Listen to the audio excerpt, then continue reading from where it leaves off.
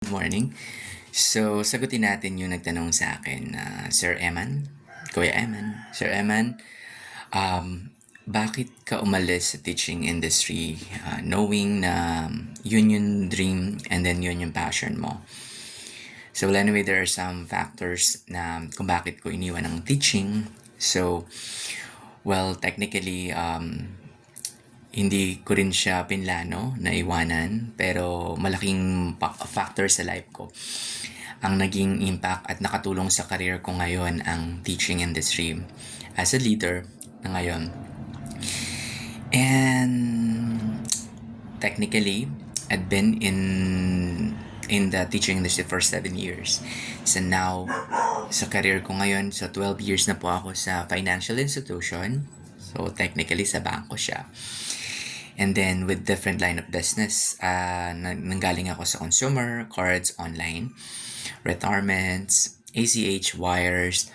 So parang inikot ko na yan. And then malaking factor siya kasi siya yung nagbigay sa akin ng education and learning kung paano mag-save, kung paano maging financial, yung financial literacy is one of the factor na hindi tinuturo sa school. Malaking bagay ito sa akin para maging educated ako sa line ng pag-save, pag-i-invest. So, malaking bagay yun. So, well, technically, nag-start din ako sa paycheck to paycheck nung natuturo ako. Technically, maliit during that time, nung 2007, maliit lang ang basic ko. Imagine, almost 5,600 lang, 5,600 lang. So, yung sahod ko doon. So, knowing na ini-embrace ko kung ano meron ako ngayon, dahil din yan sa pagkisikap. And then, malaking bagay din ito yung motivation sa akin ng parents ko before, nung buhay pa sila. At nung nawala sila, isang naging motivation ko yun para maabot ko yung mga pangarap ko for them, and then for my wife ngayon. So, willing naman akong to help, hindi dahil sa pera, not money. Willing to help kung papaano mapagyayaman at mapagkakasya yung mga bagay na meron ka.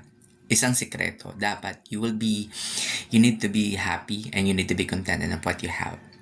So, nung misis ko, siya yung talagang, sa kanya ko binigay talaga lahat, yung money management. So, she is really smart and gifted on that. Yan ang masasabi ko. At the same time, si Lord kasi, i-check niya yan. So, they'll start with a small amount kung paano mo mapagkakasya. And then, after that, tataas yan as nakikita ni Lord o ni God kaya mong i-manage. So, yung small amount na hindi mo kayang i-handle, what if more? Hindi naman yan sa laki ng sweldo. Hindi yan sa liit. So, it's how you discipline yourself. So, may tinatawag tayo na always go with the delayed gratification. Kasi ibibigay yan sa'yo kapag alam mo kaya mo nang i-handle yung finances mo in a small amount. Kasi hindi naman yan susweldo ka nga ng 100,000 or malaki, pero hindi mo kayang i-budget ang sarili mo. I believe so na pay yourself first. So, una mong bayaran una mong i-set aside yung saving mo bago mo bayaran mga utang mo or yung mga expenses mo. Kumbaga, saving minus expenses, yun dapat yun. Yun guys, sa mga nagtatanong, yes, all of my achievement or na-experience ko ngayon, that's because of sa mga challenges and experience natin in the past. So, it will give by you, ibibigay sa iyan kung alam ni Lord na kaya mo nang i-handle.